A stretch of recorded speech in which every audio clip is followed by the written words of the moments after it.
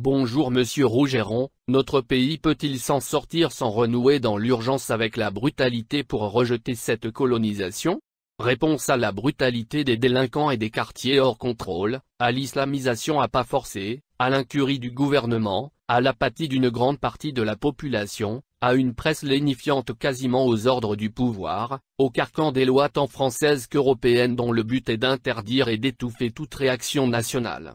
Le sursaut de vitalité tant espéré ne peut-il être qu'intellectuel et légaliste? Il y aura de toute façon, à un moment, ça va beurrer. C'est clair.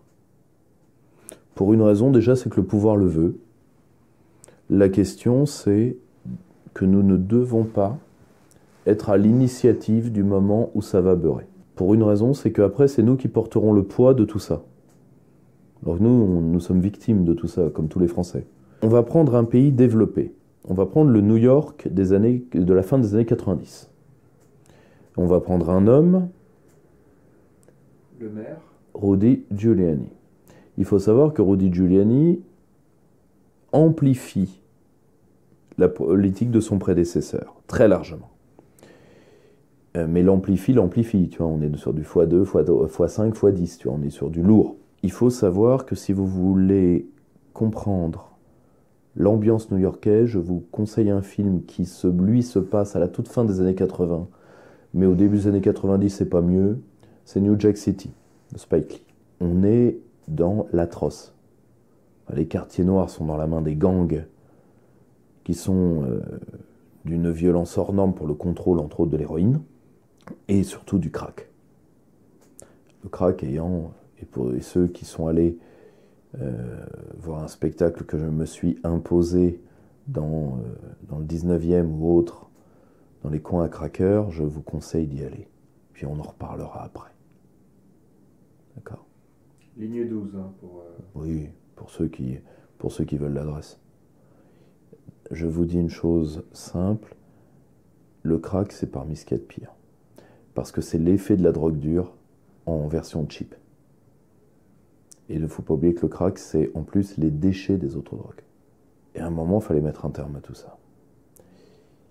La reconquête de New York n'a jamais été chiffrée, mais ça doit être les gangs ont dû perdre quelques centaines d'hommes premières années, tués par les forces de police. J'estime que des hommes qui deviennent ce que la criminologie du 19e siècle appelait des criminels d'habitude ont décidé par leur choix de vie d'être traités policièrement. Ils ont toujours, jusqu'à J-1 avant de prendre une balle, ils ont toujours la possibilité de s'amender. Ils ne l'ont pas fait. Ils sont responsables de leurs actes. Ils ont choisi leur vie, ils ont choisi leur mort par la même occasion. Il n'y a rien de sorcier là-dedans. On peut le regretter, on peut dire que c'est dommage que ces gens n'aient pas choisi de vivre autrement. On peut le regretter. Mais un État, et particulièrement un État laïque, n'a pas à se substituer à l'œuvre des prêtres. L'État n'est pas un travailleur social. Il n'est pas un distributeur automatique d'indulgence. Oui, tout le monde n'a pas le droit à sa 27e chance. L'État n'est pas un commerçant du pardon. Alors oui, à un moment, ça va clasher. Tout ce que je veux, c'est qu'on ne fasse...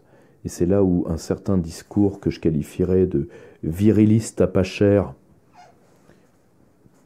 doit faire gaffe. Votre force doit être dans les liens sociétaux, politiques, économiques, communautaires. Ne faites pas les cadors. La loi est contre vous. Vous pouvez faire des comités de défense de quartier. Moi, j'ai toujours encouragé mes jeunes à faire de l'action sociale et peut-être même de l'action de défense, mais n'allez jamais au contact de la racaille. Jamais. Quand bien même vous gagnez, vous avez besoin de vous prouver des choses, c'est normal, vous êtes jeune. Quand bien même vous gagnez, la loi est contre vous. Malheureusement, vous êtes discriminé légalement, puisque pour beaucoup, vous êtes blanc de peau. N'allez pas au contact de la racaille. Trouvez plutôt des moyens de faire des sections de sport, des sections sociales, des réseaux économiques. Devenez fort.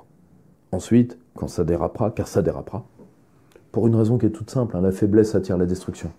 Je l'ai toujours dit, les États forts n'entrent pas en guerre civile. Les États faibles, oui. là vous serez prêts.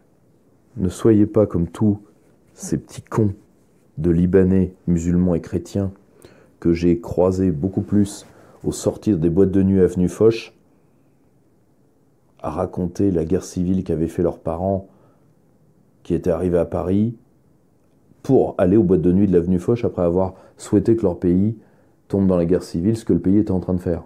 Et eux me racontant les exploits de leurs parents. Arrête, tu te rends compte, nous on a croisé au sortir du Macumba des chiites libanais, on leur a dit enculés, alors que leur pays était en train de brûler et qu'ils se sont tous barrés comme des lapins. Être humilié par la racaille ethnique, je peux tout à fait comprendre. Parce que je le vis comme vous, que vous ne le supportiez plus. Mais ne faites pas le cadeau au pouvoir d'avoir une action irréfléchie. Vous n'avez pas le droit d'être intelligent, vous avez le devoir de l'être. C'est parce que vous êtes dos au mur qu'il faut agir stratégiquement. Ensuite, face à l'épreuve, est-ce que vous aurez le courage? Parce que souvent, vous voulez aller au carton pour vous prouver que vous l'avez. Le problème, c'est que c'est l'épreuve qui fait l'homme courageux. Le grand homme, c'est un grand caractère plus de grandes circonstances. Il n'y a pas de Gaulle sans 40. De Gaulle était déjà un homme exceptionnel avant. Mais ce qui fait De Gaulle, c'est 40. Ce qui fait Clémenceau, c'est 14. Apprenez à attendre votre heure. Et surtout, soyez, quand vous serez capable d'être unis, vous serez capable de faire baisser la pression psychologique et d'être beaucoup plus utile, beaucoup plus heureux et beaucoup plus capable.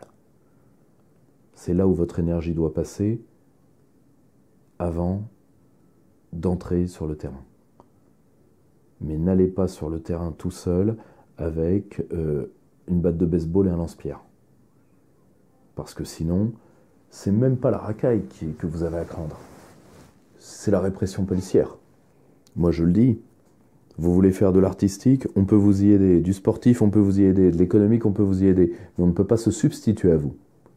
Alors avant de prouver que vous êtes des hommes et que vous en voulez, construisez quelque chose ensemble. Et là, vous serez des hommes.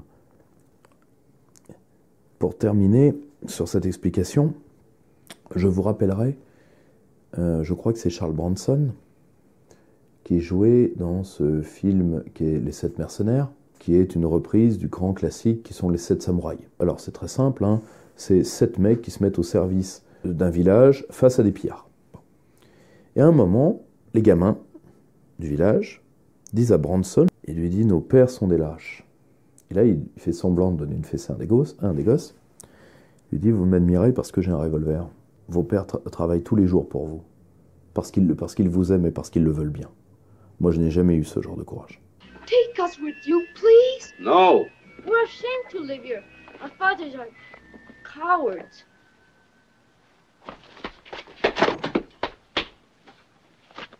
Don't you ever say that again about your fathers, because they are not cowards.